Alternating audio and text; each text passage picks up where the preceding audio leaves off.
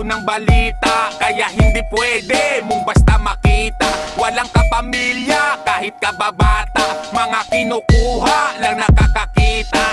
Sindikato ako ng balita, kaya hindi pwede mong basta makita. Walang kapamilya kahit kababata, mga kinukuha lang nakakakita.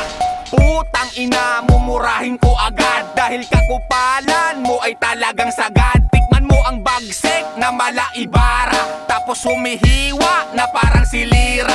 Ang mga talata ginawang panusta, sa mga nagkalat dito na basura. Dun kay kamatayan ako ikamusta, dahil matagal pa kami makikita. Sakto ang balanse ko't di maitumba, gusto man nila na pag ako'y nagsimba. Sa ilong may bulak, kaso imposible na ganun-ganun lang nila ko madali. Naku pasintabi dyan sa kumakain, dahil mga kupal aking kakatayin. Tapos dun sa bakalan lahat itatapon, hanggang aking ulo na ay magkapatong. Sindikato ako ng balita, kaya hindi pwede mong basta makita. Walang kapamilya kahit kababata, mga kinukuha lang nakakakita.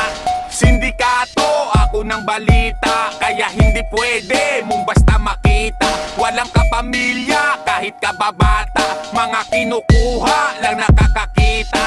Meron na namang mangyayaring malagim, sa binabalak ko na napakaitim. Gustong pasikatan pero di anina, kahit ang sarili nila naliwanag. Ba't napakaaga ninyo na ginusto? Oo mga gago, sa bigas magtampo. Kung piling matibay, sa'kin parang kubo. Kalang pag tinadtad netong malarambo. Bakit di pinansin, karatula na warning? Kala mo ba biro lang yung sasapitin? Sige sa mahal mo, ikaw na yumakap, bago ka tuluyang hindi mahagilap. Kahit na ang sokop ay panigurado, hindi makikita at maituturo. Dahil sa ang tunay nga na sindikato ay hindi nga gago, kilala ng tao. Sindikato ako ng balita, kaya hindi pwede mong basta makita. Walang kapamilya kahit kababata, mga kinukuha lang nakakakita.